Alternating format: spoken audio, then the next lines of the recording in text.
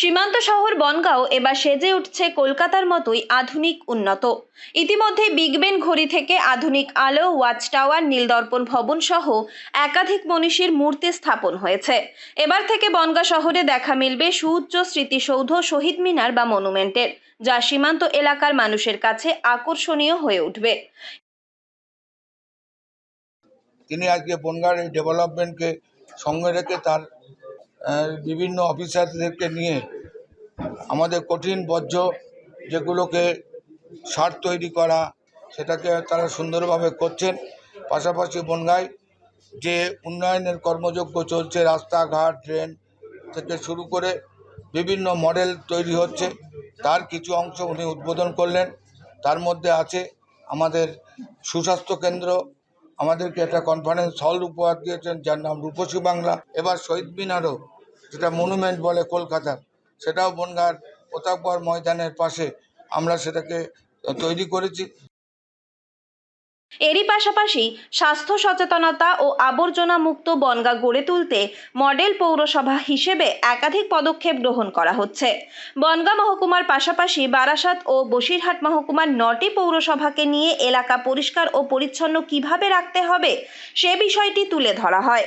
ছিলেন সুডার ডিরেক্টর ও নগরায়ণ দপ্তরের special secretary Jolly Chowdhury, Bongaon পৌরসভার পৌরপ্রধান গোপাল শেঠ, হাবড়া পৌরসভার পৌরপ্রধান নারায়ণ চন্দ্র সাহা, গোবরডাঙ্গা পৌরসভার পৌরপ্রধান শঙ্কর দত্ত সহ বিভিন্ন পৌরসভার পৌরপ্রধান ও আধিকারিকেরা।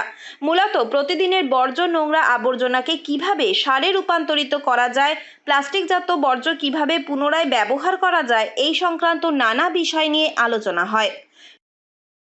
বারাসাত মহকুমায় অবস্থিত পৌরসভাগুলিকে নিয়ে দুটি বিষয় পর্যালোচনা ডাকা হয়েছে। একটি হচ্ছে কঠিন বর্জ্য ব্যবস্থাপনা, যেটি আগামী দিনে সবচেয়ে বড় কর্মসূচি হতে চলেছে পৌরসভা, আর দ্বিতীয়টি হচ্ছে বাংলার বাড়ি। এই দুটি প্রোগ্রামের অগ্রগতি এখানে পর্যালোচনা হবে। এছাড়া বনগাঁ পৌরসভার সঙ্গে আলাদা করে আমি একটি মিটিংয়ে বসবো, তাদের কি প্রকল্প কী চলছে, আগামী দিনে কী প্রয়োজন, এবং সে ব্যাপারে স্টেট ডিপার্টমেন্ট এবং সুডা এখানে কী কী সাপোর্ট দিতে পারবে এই বিষয়ে আলাদা করে বসবো। 3টি মহকুমা থেকে বসিরহাট, বনগাঁ, বারাসাত থেকে 9টি পৌরসভা আজকে মিটিংয়ে আছে। নির্মল বাংলা গড়ার লক্ষ্যে পৌরসভাগুলিকে বিশেষ নির্দেশ দেওয়া হয় সরকারি এই আধিকারিকদের তরফে। বিশেষ সচিবের হাতেই উদ্বোধন করা হয় রূপসী বাংলা প্রেক্ষাগৃহের। এরই পাশাপাশি বনগাঁ শহরের প্রতাপগড় ময়দানে উদ্বোধন করা হয় কলকাতার মনুমেন্টের আদলে নির্মিত সীমান্ত শহরের মানুষদের আনন্দ দিতে এই সুউচ্চ শহীদ মিনারের। একটি সুস্বাস্থ্য কেন্দ্রেরও এদিন উদ্বোধন করেন নগরায়ণ দপ্তরের বিশেষ সচিব জলি চৌধুরী।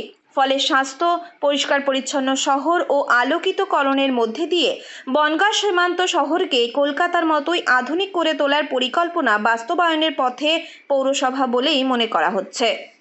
উত্তর 24 পরগনা থেকে রুদ্র নারায়ণ রায়ের রিপোর্ট, লোকাল 18 বাংলা।